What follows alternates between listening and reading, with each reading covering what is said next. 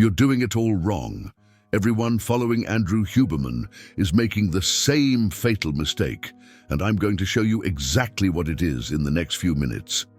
Because while you're there, measuring your core body temperature, calculating adenosine, timing your sunlight exposure, there's a much deeper system operating within you, a system Jung discovered nearly a century ago, and it can completely transform your relationship with sleep. But first, let me ask you a question. How many times have you woken up in the middle of the night, 3 a.m., 4 a.m.? Your body should be resting, but your mind is racing.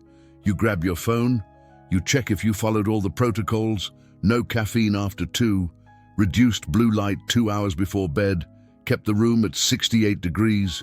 You did everything right, but still, there you are, awake, frustrated, thinking about all the hacks that aren't working. And do you know why? Because you're only trying to hack the surface. Andrew Huberman is brilliant, don't get me wrong. His protocols work for millions. But there's something he's not telling you, something that even the most advanced neuroscience studies can't fully capture. Your sleep isn't just biology.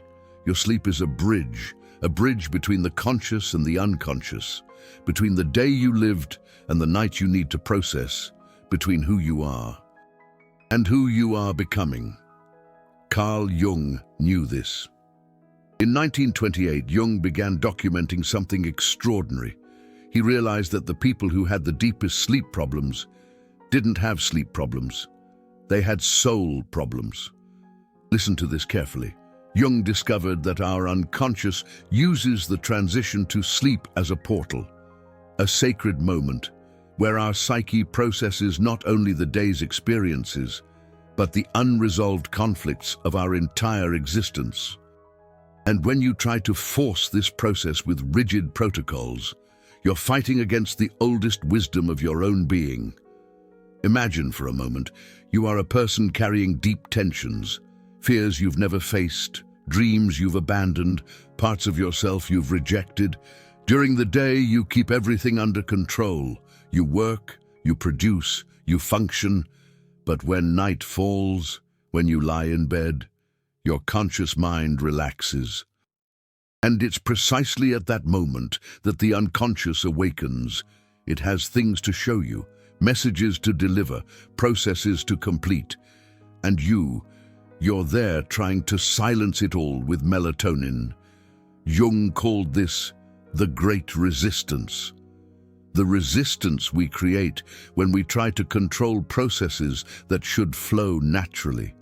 When we treat our inner being like a machine that can be optimized instead of a mystery that needs to be honored. Now, I know what you're thinking. But Huberman's protocols are scientifically based. They work. And you're right. They work. To a point, they can help you fall asleep faster. They can improve the quality of your REM sleep.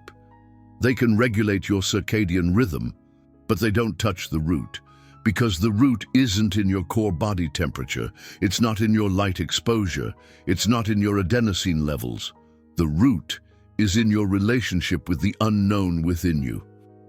Let me tell you a story. In 1932, Jung treated a 45-year-old man, a highly successful executive, rich. He followed all the healthy habits of the time, but he hadn't been able to sleep for 6 months. Doctors found nothing wrong. They prescribed sedatives, dietary changes, specific exercises. Nothing worked. Jung asked only one question: what are you unwilling to confront in the dark? The man was silent for 10 minutes. Then he began to cry. He had abandoned his passion for music 20 years earlier to follow in his father's footsteps in business, and every night, when he closed his eyes, he could hear the melodies he never composed. His unconscious was trying to speak to him, but he was using his conscious mind to block the conversation. A week after confronting this truth, he went back to sleeping normally. No hacks, no protocols, no optimizations, just honoring what his soul was trying to tell him. That's what Jung discovered, and that's what Huberman, however brilliant he may be, can't teach you. Because it's not about control, it's about surrender. It's not about optimizing, it's about integrating. But here's what's even deeper. Jung didn't stop there. He developed a complete system, a map to navigate this nightly journey of the unconscious. He discovered that there are 4 main portals that open during the transition to sleep. 4 moments where your psyche tries to communicate with you, and when you learn to recognize these portals, when you stop fighting them and start working with them, something magical happens. You don't just sleep better, you wake up transformed, because sleep ceases to be just physical recovery. It becomes what it should always have been, a sacred ritual of psychic renewal, a moment where you die to who you were during the day and are reborn to who you can become tomorrow. Jung called this nightly death and rebirth, and that's what all the sleep hacks are missing. They're trying to keep you in control when the true power comes from learning to surrender to the process. But let me be clear about one thing. This doesn't mean abandoning scientific protocols completely. Jung wasn't against science. He was against soulless science. What he discovered is that you can use the protocols as a base, but only after understanding the deeper territory you're navigating. It's like the difference between a tourist and a pilgrim. The tourist follows the itinerary, goes to the checkpoints, takes the right pictures, returns home with superficial memories. The pilgrim surrenders to the journey, allows the path to transform them, and returns as a completely different person. The same difference exists between hacking your sleep and transforming your relationship with the night. And here's something that will surprise you. Jung discovered that the people who had the deepest and most restorative sleep weren't those who followed the strictest protocols. They were the ones who had the courage to face what emerged in the darkness. Because the darkness is not your enemy. The darkness is where your truth lives. It's where the rejected aspects of yourself wait to be recognized. That's where your inner wisdom whispers secrets your conscious mind doesn't want to hear. And when you stop running from that conversation, when you learn the language of your unconscious, everything changes. Your sleep becomes a sacred dialogue between all the parts of who you are, and you wake up not just rested, but integrated. But how does this work in practice? How do you apply this Jungian wisdom to your actual nighttime routine? Because understanding the theory is one thing, living the transformation is another, and that's exactly what I'm going to show you now. The system Jung developed, the 4 portals that open during your transition to sleep, and how you can work with each one to transform your nights and consequently your entire life. Because when you understand that your sleep is a journey instead of just a biological state, everything becomes possible. You stop being a victim of insomnia and you become the architect of your own dreams. Now, let me show you exactly how this works. Jung identified 4 critical moments in your transition to sleep. 4 portals where your unconscious tries to communicate with you. Most people fight against these moments or ignore them completely. But when you learn to recognize them, when you understand the language each one is speaking, your nightly experience transforms completely. The first portal, Jung called the portal of dissolution. It's that exact moment when you lie down in bed, when your body begins to relax, but your mind is still agitated. You know that feeling? When you close your eyes, but immediately random images appear, loose thoughts, worries from the day. The natural reaction is to try to control this, to force your mind to be quiet, a fatal mistake. Jung discovered that this portal is actually a gift. It's your psyche doing an energetic cleansing of the day. All those random images, they're not random. They are symbols, messages, your unconscious mind processing and organizing the experiences you've lived. Instead of fighting against it, Jung taught his patients to observe, simply observe, without judging, without trying to control, as if you were a scientist studying a fascinating phenomenon, or an artist contemplating a work in motion. And here's what happens when you do this. The images begin to make sense, the loose thoughts connect, and gradually, naturally, your mind begins to calm down, not because you forced it, but because you allowed the process to happen. Jung had a specific exercise for this. He called it the curious witness. When you lie down, instead of trying to fall asleep immediately, you become a curious witness to what is emerging in your consciousness. You observe the thoughts as if they were clouds passing in the sky. You notice the sensations without trying to change them. And you ask a simple question. What is my psyche trying to show me now? Not to get an immediate answer, but to establish an attitude of receptivity. 5 minutes doing this, and you realize you've naturally entered the second portal. The portal of the threshold. This is the most magical and most misunderstood moment. It's when you're between being awake and being asleep, when your normal consciousness begins to dissolve, but you still have a thread of awareness. Huberman would tell you not to fight against this moment, and he's right. But Jung went much further. He discovered that this is the moment of greatest transformative potential of the nightly experience, because this is where the barrier between conscious and unconscious becomes thinnest. This is where you can ask profound questions and receive answers that your rational mind could never access. Jung taught a technique he called liminal questioning. At the exact moment when you feel you're about to fall asleep, you ask a question of your unconscious, not a complex question, something simple, direct. What do I most need to understand about myself? What is the next step on my journey? What am I avoiding confronting? And then, you surrender to sleep, without expectations, without trying to force an answer. Jung discovered that the unconscious answers these questions, but in the language of dreams, in the language of symbols.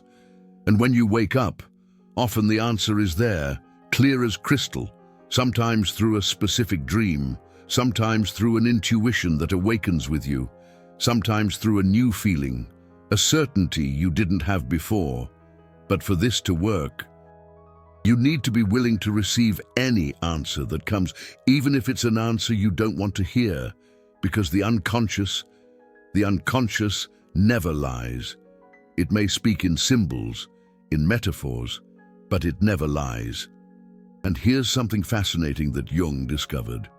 People who practiced liminal questioning regularly began to have more vivid dreams, more meaningful dreams, not because they were sleeping better physically, but because they were creating a conscious bridge with their inner world. They were telling the unconscious, I want to hear what you have to say. And the unconscious responds to that invitation. But what if you wake up in the middle of the night? Then we come to the third portal, the portal of nightly confrontation. 3 in the morning, 4 in the morning. You wake up suddenly. Your first reaction?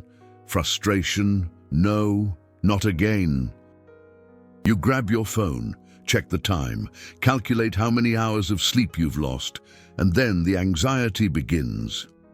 What if I can't get back to sleep? Tomorrow is going to be a horrible day. Jung saw this completely differently. For him, waking up in the middle of the night wasn't a problem. It was an invitation to find something that's waiting for you in the darkness. Because there's a specific reason for you to wake up at that exact moment. And it's not because you drank too much water before bed. It's because your unconscious has something urgent to share.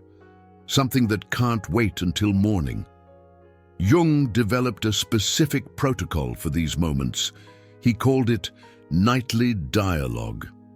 When you wake up in the middle of the night, instead of struggling to go back to sleep immediately, you sit up in bed.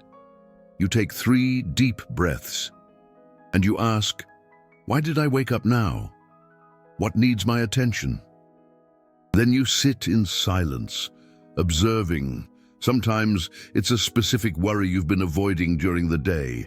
Sometimes it's a decision you need to make. Sometimes it's an emotion you haven't allowed yourself to feel completely. You don't try to solve anything in that moment. You simply acknowledge, it's about that difficult conversation I need to have. It's about the fear I'm feeling about the future. It's about the sadness I didn't allow myself to feel when that happened. You acknowledge, you honor, and you promise to return to it during the day. Jung discovered something incredible. When you do this, when you honor what your unconscious is trying to show you, you naturally fall back asleep, not because you solved the problem, but because you established a partnership with your inner world. You said, I see you, I hear you, and I will give this my attention at the appropriate time. And your unconscious relaxes because it has been heard. But here's what's even more powerful. Jung discovered that people who practiced the night dialogue began to have profound insights during the day, solutions to problems that had plagued them for months, clarity on difficult decisions, creativity that seemed to come from nowhere because they were working in partnership with the wisdom of the unconscious, instead of fighting against it. And finally, the fourth portal, the portal of inner dawn. This is the moment when you are about to wake up, when your consciousness is returning, but you are still connected with the dream world. Most people completely ignore this moment. They jump out of bed, grab their phone, immediately dive into the day. Another fatal mistake. Jung discovered that this is the moment of greatest creative and intuitive potential of the entire cycle. It's when the wisdom of the night can be integrated into the life of the day. He taught a practice he called harvesting the dreams. When you feel you're about to fully wake up, you remain quiet for a few moments. You don't open your eyes immediately. You remain in that liminal state, and you ask, what did the night bring me? Sometimes it's the memory of a specific dream. Sometimes it's a new feeling. Sometimes it's an idea that emerges from nowhere. Sometimes it's just a sense of peace, or clarity, or determination. You receive whatever comes without judgment, and then, before getting up, you set an intention for the day based on what you received. Today I will have the courage for that conversation. Today I will pay attention to the signs the universe is sending me. Today I will honor this new understanding of myself. Jung discovered that when you do this, when you create this bridge between nightly wisdom and daytime action, your life begins to flow in a completely different way. You stop living only on the surface, and you begin to live from a much deeper and more authentic place. Now, let me give you a practical example of how this works. Imagine you're someone facing a difficult career decision. For months you've been undecided. Your rational mind analyzes pros and cons, but can't reach a clear conclusion. Following the Jungian system, at the portal of dissolution, you observe the thoughts and concerns about this decision without trying to solve them. At the portal of the threshold, you ask the question, which path is most aligned with who I really am? During the night, your unconscious works with this question. If you wake up at the portal of nightly confrontation, it may be because there's a specific fear about the change that you didn't want to consciously face. And at the portal of inner dawn, you may receive sudden clarity, or a symbol in a dream, or simply a certainty in your heart about which direction to take, not because someone gave you the answer, but because you accessed your own inner wisdom.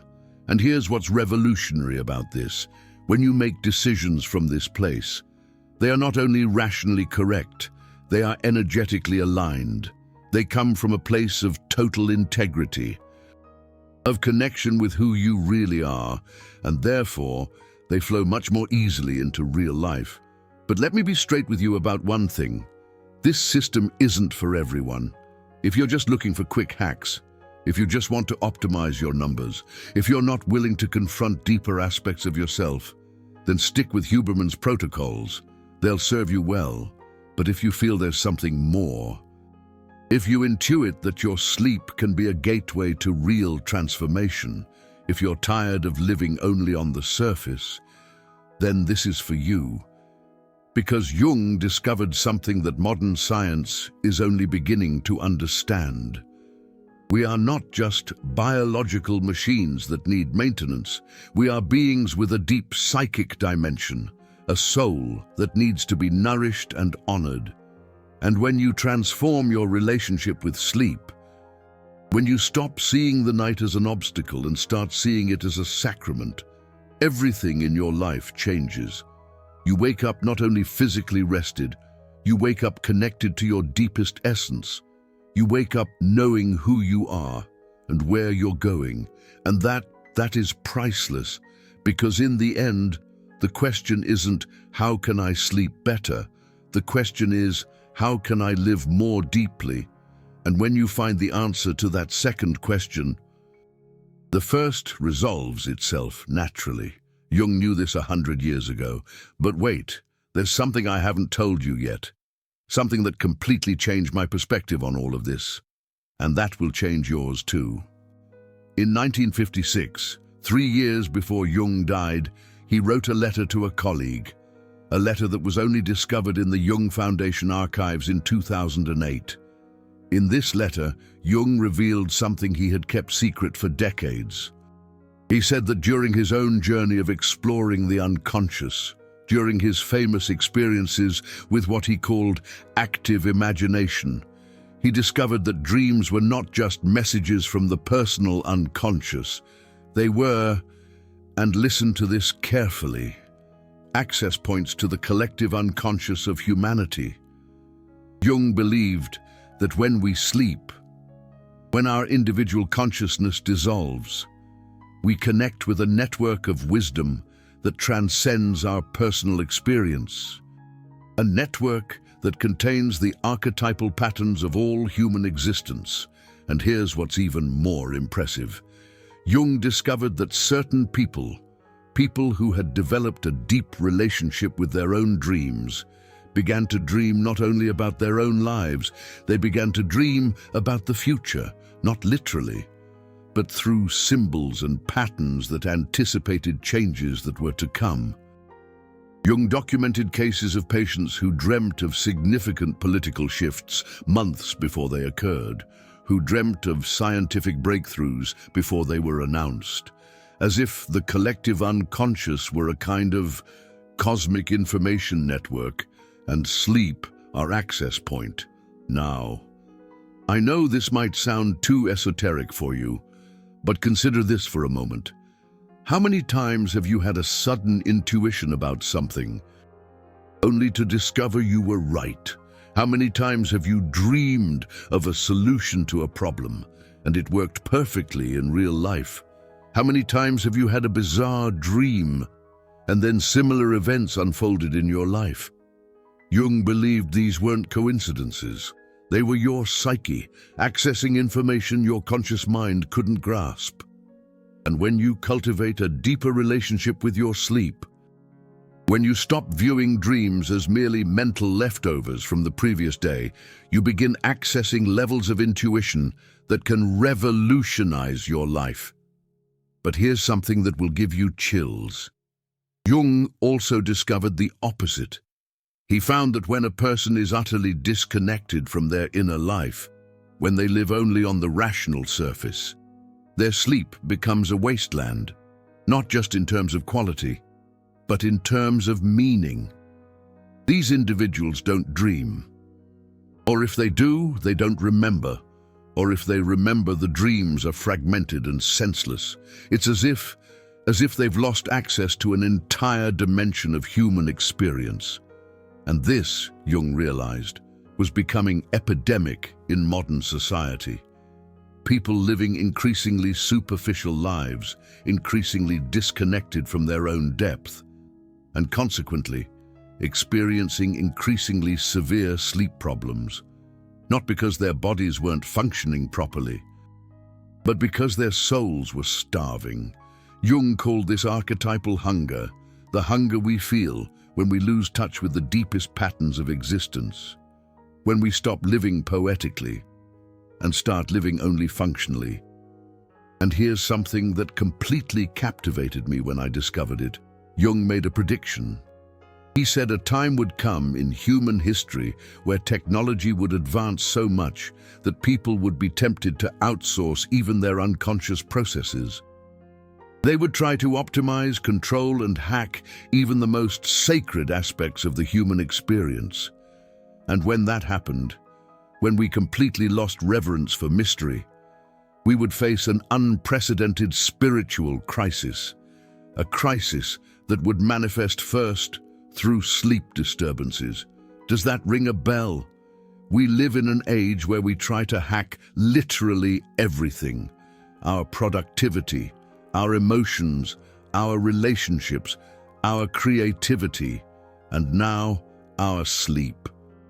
And Jung predicted this exactly 70 years ago. He knew that when we tried to reduce sleep to merely a biological function, we would lose access to one of the most transformative experiences available to human beings, the experience of communion with mystery. But here's the hopeful part of the story. Jung also discovered the cure, and it's not a cure that requires years of therapy, or complex protocols, or drastic life changes. It's a cure that can begin tonight. When you lie down in bed, it's simple, but it's not easy. It requires only one thing: courage. The courage to stop trying to control everything and start trusting the process. The courage to treat your sleep not as a problem to be solved, but as a mystery to be lived. The courage to ask not, "How can I sleep better?" but, "What is my soul trying to teach me through my dreams?" Jung developed a final exercise, the most powerful of all. He called it the nightly pact. This is what you do.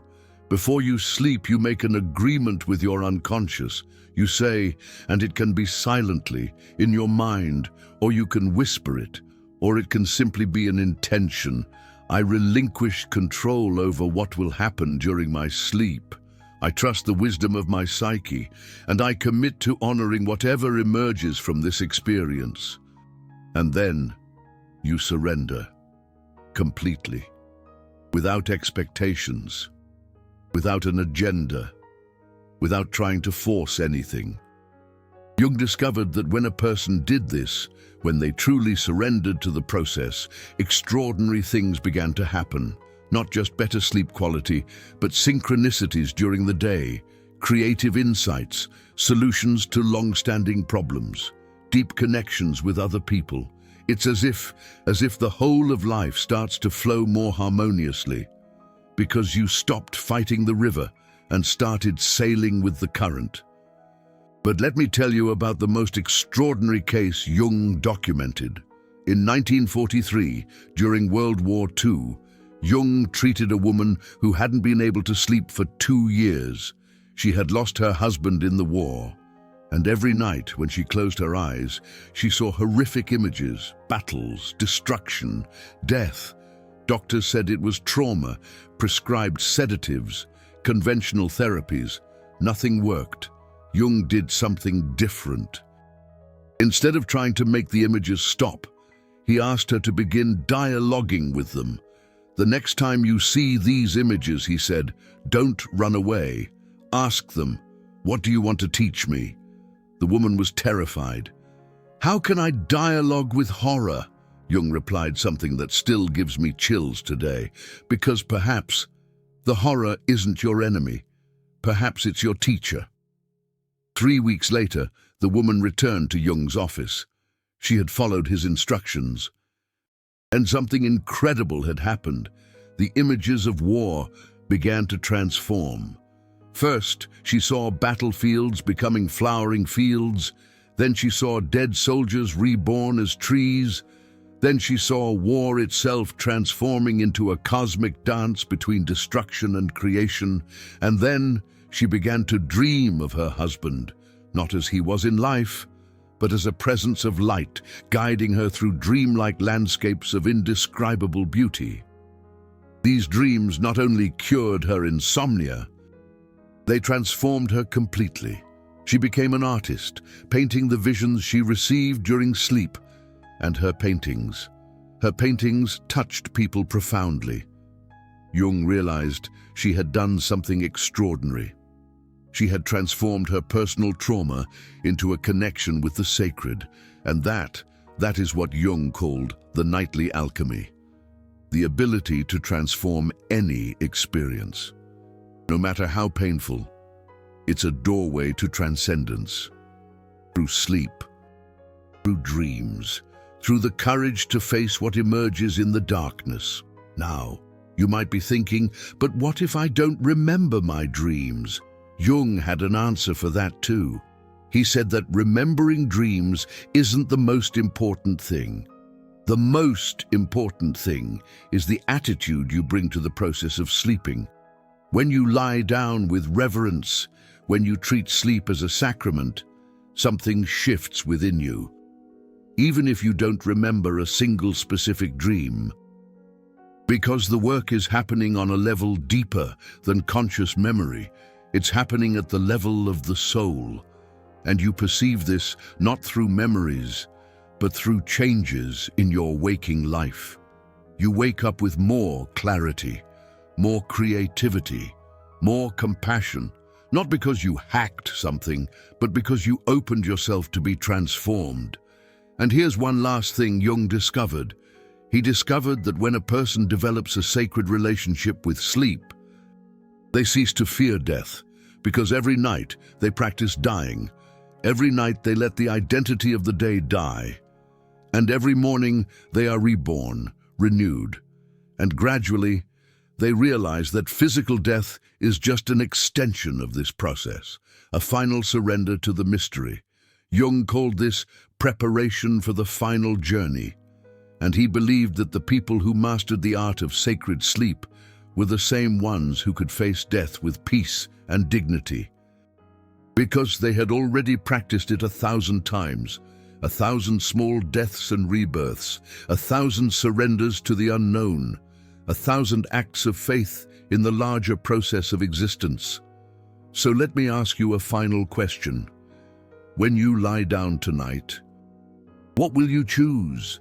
Will you choose to see sleep as merely a biological function that needs to be optimized? Or will you choose to see it as a sacred opportunity for communion with the mystery? Will you choose to fight against what emerges in the darkness? Or will you choose to dialogue with it? Will you choose to remain on the surface of human experience? Or will you choose to plunge into the depths of your own soul? The choice is yours. But remember what Jung said. He who looks outward dreams, he who looks inward awakes, and maybe, just maybe, it's time to awaken to the magic that happens every night, right under your nose, in the sacred territory of sleep, where you, every night, have the opportunity to become who you truly are. Jung knew this 100 years ago. Perhaps it's time we started listening.